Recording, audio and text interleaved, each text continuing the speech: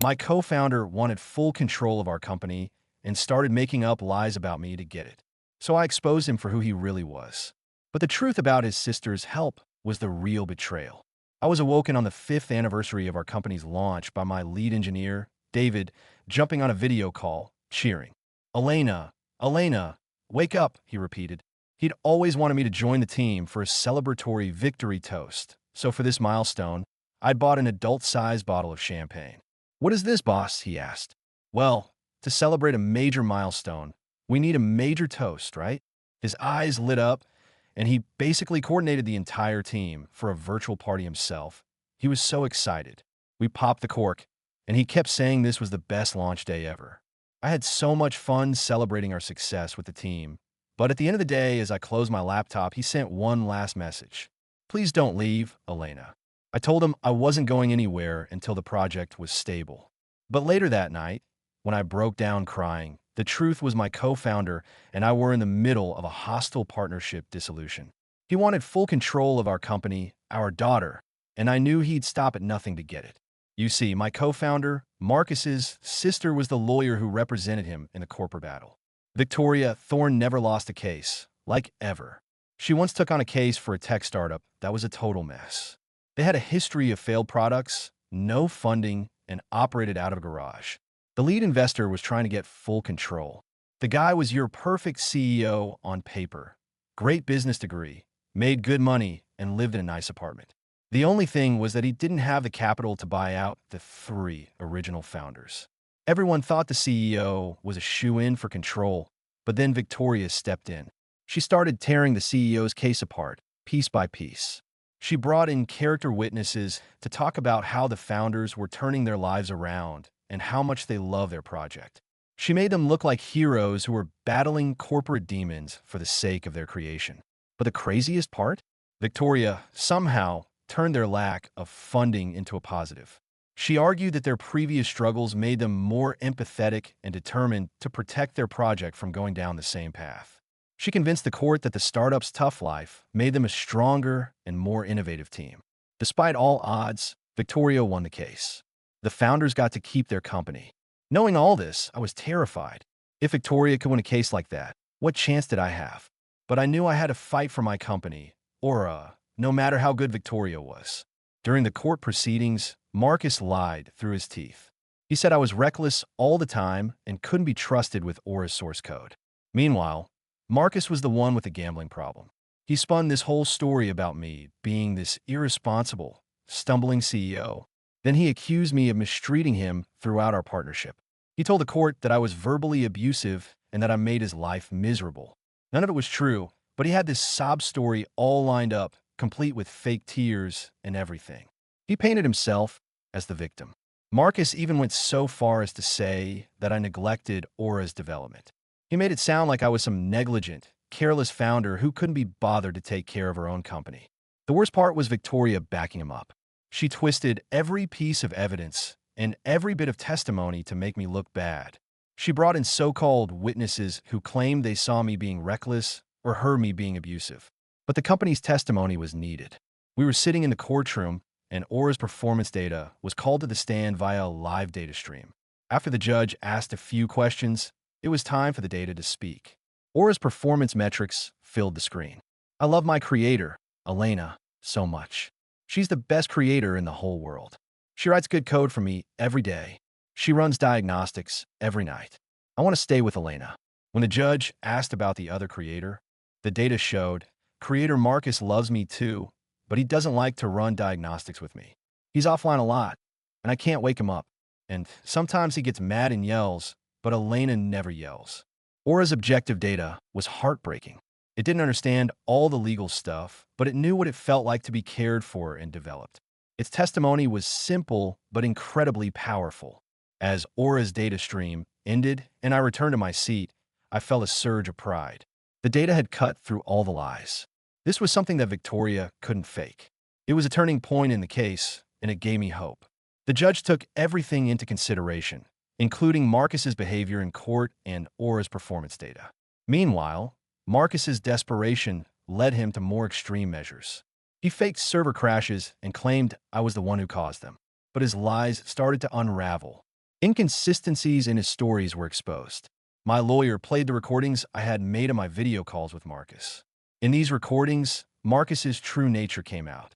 You could hear him slurring his words, yelling irrationally, and making threats.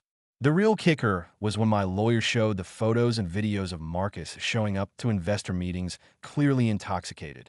There he was, in front of the whole court, stumbling and incoherent. He played the video in its entirety. I looked at Marcus while he watched himself cause a scene. He sunk down and tried to make himself appear smaller. Marcus's face went pale as the evidence was laid out. He tried to interrupt and explain away the recordings and the photos, but it was clear to everyone in the courtroom that his facade was cracking. The final blow came when my lawyer called one of Marcus's own friends to the stand. This friend reluctantly admitted that Marcus had a serious gambling problem and had often confided in him about how he felt bad at times for manipulating the court case. He even mentioned how Marcus had laughed about turning my own investors against me. The courtroom was silent as the weight of this testimony sank in. Marcus's lawyer, his sister Victoria, looked visibly flustered for the first time. She tried to regain control, but the damage was done. The judge looked at Marcus with disapproval. Marcus started to lash out. He made desperate attempts to deny the evidence, but his stories were too inconsistent. He kept getting caught up in lies. He claimed the recordings were fake and that the photos were staged, but his points were weak and desperate. The judge took a moment and said that the evidence presented had shown a pattern of instability and dishonesty that could not be ignored. It was like music to my ears. Marcus's lies were unraveling right before his eyes, and there was nothing he could do to stop it. For the first time, I felt a bit of hope that Aura could stay with me. My lawyer also shared moments from my life with Aura, including photos of our late-night coding sessions, her industry awards, and our quiet evenings running diagnostics together. The judge began to see through Marcus's lies and manipulation. This final court session felt tense. Marcus's sister tried again to paint me as an unfit founder, but the evidence against Marcus was too strong to ignore. The judge called for a recess and took time to review all the evidence and testimonies. As I sat in the hallway, the only thing that calmed my nerves was looking at a schematic Aura had generated of the two of us. I felt a small hand slip into mine. I looked down to see my daughter. She told me that everything was going to be okay. I told her that all the time, and now she was trying to comfort me the same way. The judge returned, and everyone filed back into the courtroom. He acknowledged the difficulty of the situation and the emotional toll it had taken on everyone involved. Then he turned to Marcus and me. He then said that after careful consideration, it was clear that I had the best interests of Aura at heart, and said she had been awarded to me. The courtroom erupted in chaos as Marcus began to scream and shout. The judge's gavel banged loudly. I felt an overwhelming sense of relief and joy. I knelt down and hugged my daughter tightly. I began crying, and she wiped my tears. She looked up at me and asked if she would see her uncle Marcus again. I told her that she could see him whenever she wanted, as long as I was there. We drove home in silence. Once we arrived, I started making dinner while my daughter played with her dolls. At dinner, she asked me with those big, innocent eyes if we were going to be okay. I told her that we would be more than okay. I said we were going to be happy. She smiled, and we enjoyed the rest of our dinner. We had each other, and that was all we needed. The weeks that followed were quite the adjustment. I took a leave of absence from work to spend more time with my daughter and to help her settle into our new routine. We went on long walks, visited the park, and spent hours reading stories and playing games. One evening, as my daughter and I were cuddled up on the couch watching a movie, she looked up at me with a serious expression. She asked me why her uncle Marcus didn't want to be with us, and I struggled to find the right words.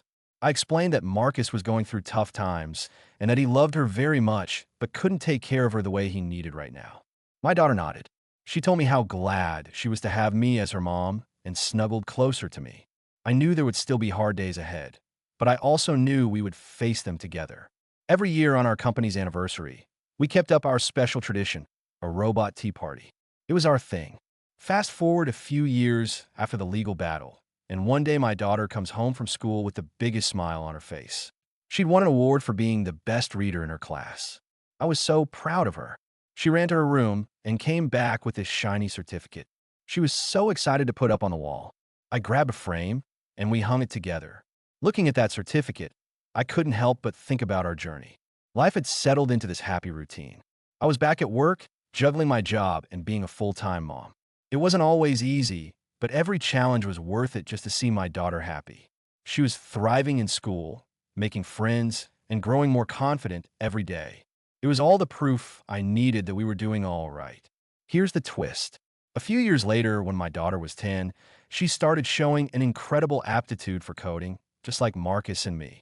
One night, I found her in my home lab, her little fingers flying across the keyboard, writing lines of code that were elegant, efficient, and frankly, beyond anything I had seen from child her age. She was building her own AI, a small, simple one, but the core architecture was brilliant.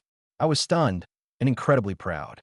I told her how amazing she was, how she had a real gift. But as the weeks went on, I started to notice something strange. My daughter's coding style, it was almost identical to Marcus's. The way she structured her algorithms, the specific syntax she used, even the way she commented her code. It was like watching a ghost of Marcus from our early days, before the gambling and the bitterness. I tried to brush it off as a coincidence, a result of shared genetics. But the feeling of unease grew. One night, after my daughter was asleep, I went into her room and gently took a sample of her hair.